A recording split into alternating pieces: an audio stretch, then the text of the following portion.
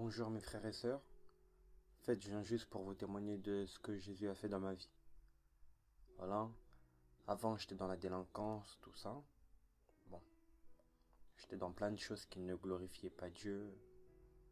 J'étais dans les quartiers, voilà, dans la vente de drogue, dans la violence, dans les guerres de cité, tout ça. Dans plein de choses différentes, donc je ne veux pas trop rentrer dans les détails.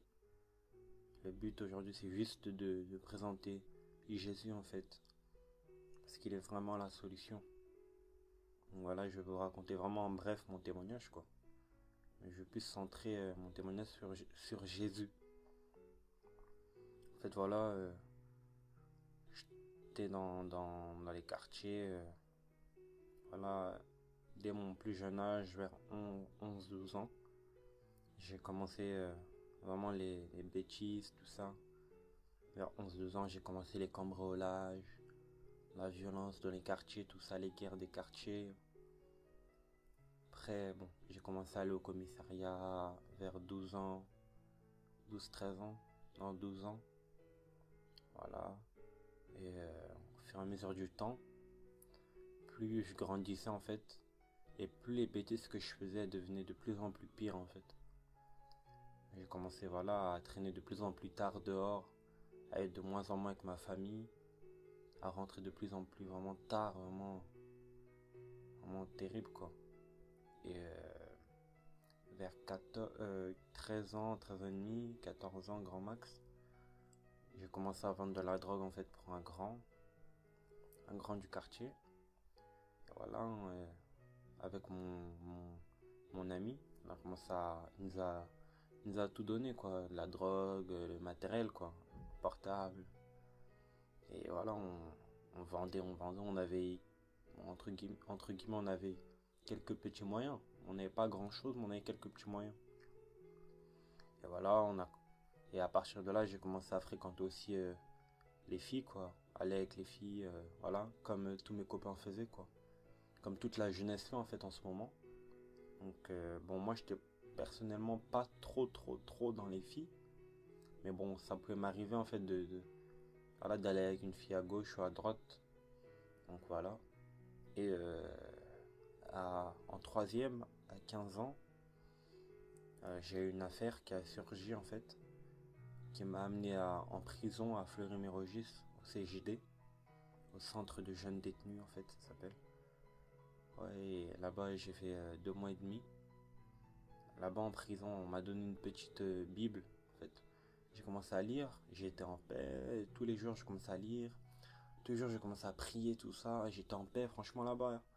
À la fin de ma peine, j'étais en paix parce que je priais, je lisais cette Bible, tout ça. Et franchement, ça me faisait vraiment du bien. Et bon, je suis sorti. Et quand je suis sorti, je pensais en fait que de mes propres moyens, j'allais changer. Mais je me suis complètement trompé en fait. Excusez-moi. Je me suis complètement trompé. Et au début, voilà, je sortais pas vraiment. Vu que à ma sortie, en fait, j'ai été sous contrôle judiciaire jusqu'à aujourd'hui actuellement.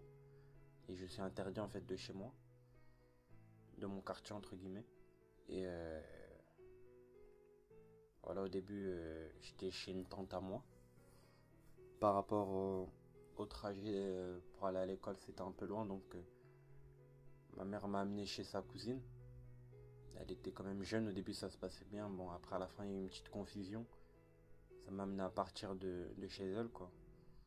Après, j'ai plus d'endroit où aller. J'ai été en fait après chez la copine à ma mère. Là-bas, ça s'est carrément pas très bien passé.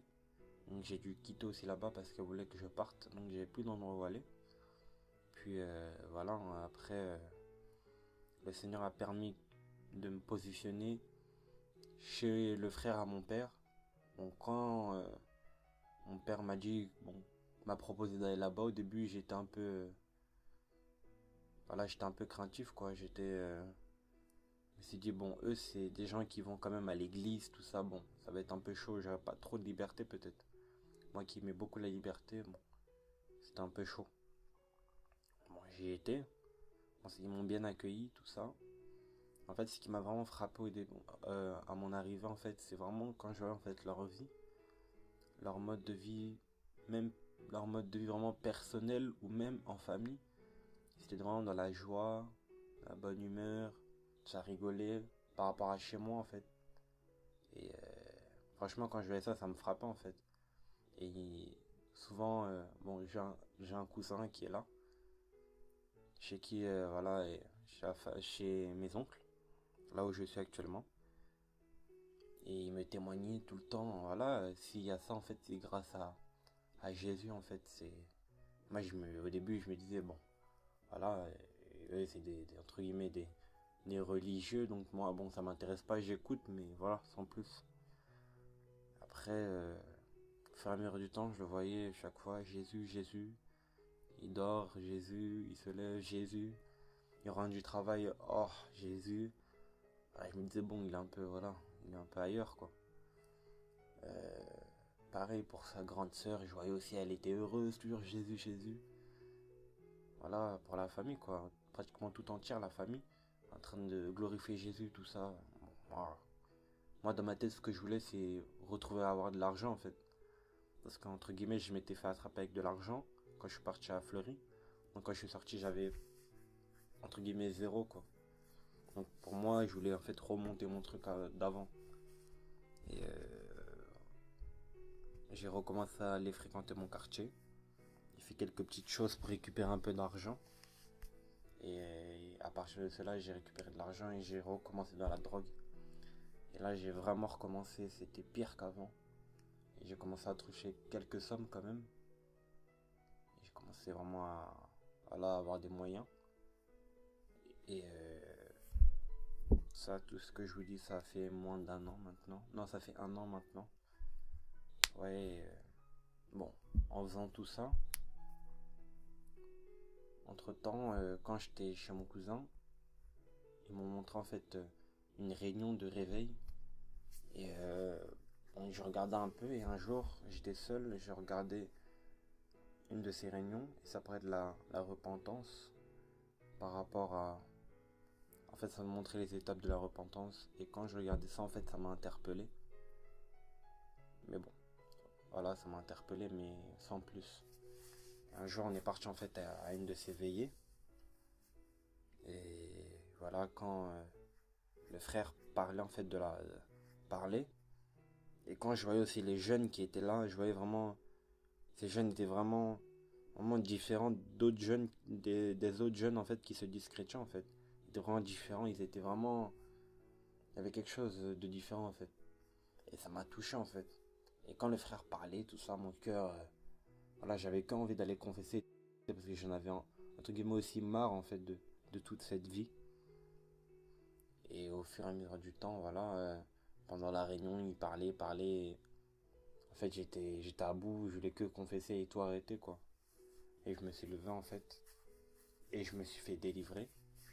J'ai confessé, je me suis repenti auprès du Seigneur.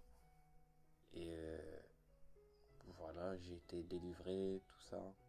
Et à partir de là, ma vie a complètement changé. Mon comportement a changé. Chez moi, j'étais quand même j'étais quelqu'un de très nerveux, pas patient.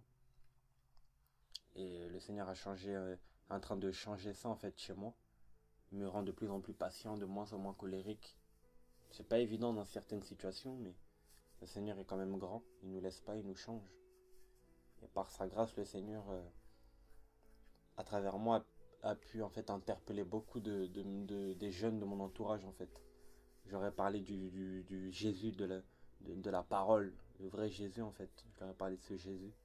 Je leur ai pas présenté un bâtiment ni ni un homme en fait. J'aurais juste parlé de Jésus et leur ai montré en fait comment moi il m'a changé et aussi par mon comportement quoi. Et ils ont été touchés, d'autres non, mais vraiment beaucoup ont été touchés, beaucoup ont été interpellés, dont un qui a accepté le Seigneur, dont deux qui veulent accepter le Seigneur, mais voilà quoi. Comme on dit voilà, la gloire toute la gloire revient à Jésus quoi. Nous on n'est que des serviteurs, on n'est rien, on n'est que poussière. Voilà, donc deux qui sont interpellés, qui veulent accepter le Seigneur, mais bon, il y a quand même le monde, ils regardent trop en arrière, mais c'est que le Seigneur va agir. Et au fur et à mesure du temps, voilà. Aujourd'hui, le Seigneur, de plus en plus, il me change, me change. Ça n'a pas été facile tout le temps. Vraiment, ça n'a pas été facile tout le temps. Je pensais que ça allait être un peu plus facile, mais franchement, bon, voilà, ça n'a pas été facile tout le temps avec la séduction, la tentation, tout ça. Il y a des moments où j'ai connu des coups bas, des coups de blues, où j'ai un peu échoué. Mais voilà, le Seigneur est quand même grand. Et par son amour, il nous relève tout le temps, en fait. Donc, voilà, vraiment, je glorifie le Seigneur. Beaucoup de jeunes aujourd'hui sont dans la délinquance. Beaucoup courent vers l'islam parce qu'ils pensent que c'est la solution. Mais la seule solution, mes frères et mes sœurs, c'est Jésus.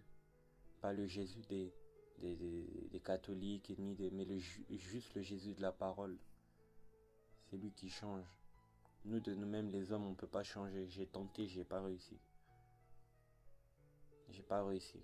Mais quand Jésus rentre dans ma vie, par sa grâce, j'ai pu changer en fait. Et je vous encourage vraiment à chercher ce Jésus. Vraiment dans les temps de la fin où on est, la séduction est vraiment à un niveau terrible. Donc je vous encourage vraiment à chercher ce Jésus. Je vous encourage parce que c'est pas évident. Et Jésus va bientôt revenir. Dans quel état il va vous trouver en fait? Si vous vous trouvez dans l'état où vous êtes maintenant, posez-vous la question où vous allez aller après la mort en fait.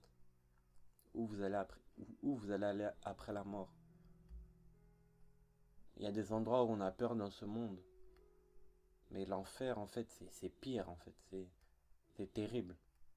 Et Jésus est là pour nous sauver en fait. C'est lui la solution. Ce n'est pas un homme, ce n'est pas Bouddha, ce n'est ni Mohammed, c'est ni une religion quelconque, c'est juste Jésus. Je vous assure, l'enfer c'est pas un endroit où on doit rigoler, c'est pas un truc qu'on doit prendre à la légère, c'est vraiment un truc très sérieux. Et ça existe. Je peux vous assurer que ça existe. Et si vous ne me croyez pas, demandez à Dieu qui vous le montre. Demandez à Dieu vraiment si c'est vrai l'enfer. Et il vous montrera. Je suis sûr et certain par sa grâce, il vous montrera. Vraiment que Dieu soit béni. Je vous encourage à venir à ce Jésus-là, à le chercher davantage au nom de Jésus. Donc vraiment que Dieu soit béni. Amen.